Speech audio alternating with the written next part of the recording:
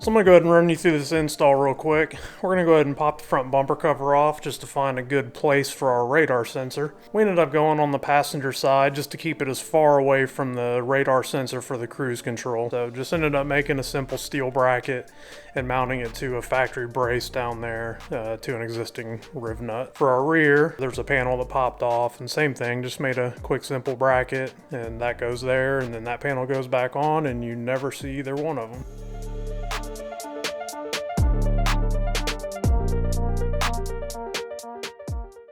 After that's wrapped up, I go ahead and level the vehicle just because when you do the laser shifters on all three axes, they need to be perfectly plumb, flush, level, etc. So we need to take the floor into consideration. Our garage floor here has about a 3/4 of an inch slope to get water and stuff to the drain. So level the vehicle off, we'll start marking our mounting points for our laser shifters. I'm doing 4 sensors in this one in the grill, so that works out to be 2 RX and 2 TX, which will allow us to combat VPR guns, which is, if you've heard of dragoneye, that's what that is. So after we have our placement figured out, we'll go ahead and mount the sensors and get the wiring all cleaned up on the grill, and then we'll add our Deutsch connectors just to allow this grill to still be 100% serviceable. So it'll unplug just like if Range Rover had put laser shifters in this from the factory.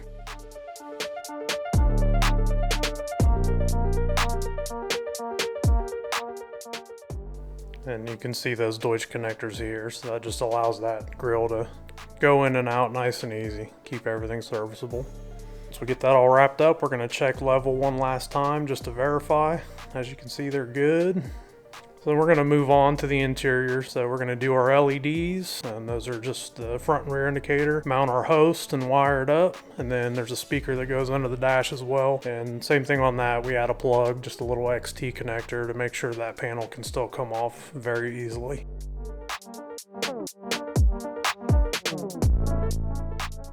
So here we go, here's our finished product. Yeah, as you can see, very stealth, very discreet. The only thing on the outside of the vehicle that's even out in the open are the laser diffusers. They're in that grill, they blend right in. We didn't do the acrylic pobs on this one. And honestly, didn't really need to. They blend in really nice. The radar, the front radar pickup is in the bumper in about this area. And then the rear radar pickup is actually behind this panel here. So as you can see, even inside, you see nothing. Very stealth. There's 2 LEDs in here, which I'll show you in a minute. That's it. So yeah, they're in this instrument cluster bezel. They're about impossible to see when they're not lit up. They're like perfectly flushed in there, so definitely not noticeable at all. K40 scan. So as you can see, nice and bright when they light up though. So very cool. And then so the front one here is for front radar. This one here is for rear radar. When you get hit with laser, they're both gonna light up, flash, do what they do. And then as you heard, there's a speaker as well, which is under the dash. So for controlling the system, we have our handheld remote here. And for the most part, you're not gonna use this. It's gonna go in the console. You're not gonna use it.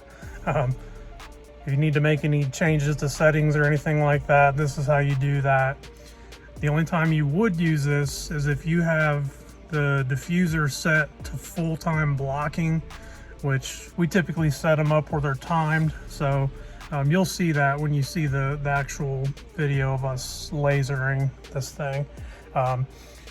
So it'll be set to where it blocks laser for 5 seconds, giving you time to slow down so that then they can get a reading, so they don't get too curious about why they couldn't get a reading on you. So if you have it in full-time blocking mode, once you're ready for them to get a reading, you would hit volume down on this one time, and that'll shut the shifters down for 30 seconds.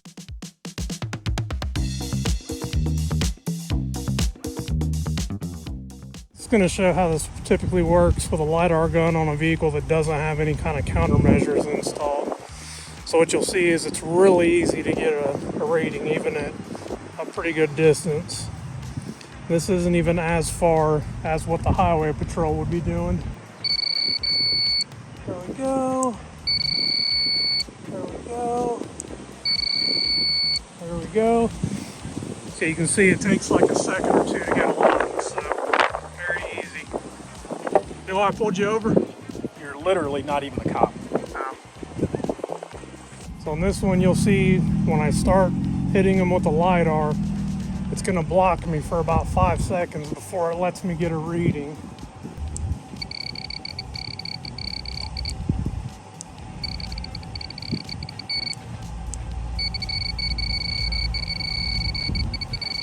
So there we go. So yeah, now it lets me get a reading since we got past that 5-second timer. I just want to go over real quick a couple things that I forgot to mention in the testing portion.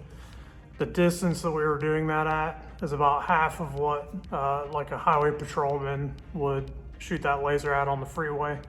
They're typically doing about 1,000 feet. And I mean, that can vary between 800 and 1,200 feet. So split the difference, it's 1,000. So if you're doing 80 miles an hour at 1,000 feet with that 5-second timer, essentially by the time those laser shifters shut down, you've covered a little over half that distance. The reason I want to mention that, our little test road that we use, that down to that corner you saw where the car comes around, that's about 500 feet. So like I said, it's about half the distance, but it's a 25-mile-an-hour road, so we're going significantly slower. So the distance kind of adds up. Another thing to mention about Lidar is for the shifting, for the laser shifters, it is much easier for them to block at that longer distance. So the closer you get, the less effective they can become. You'll start to get what's called punch through. Because essentially, like at 1,000 feet, the beam from that Lidar gun is about 30 inches around. So it's much easier for that system to block.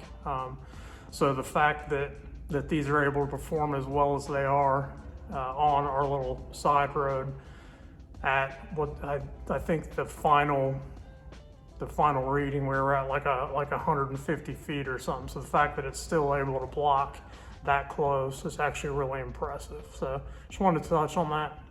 If you have any more questions on any of that, leave it in the comments. I'll get back to you. Thanks.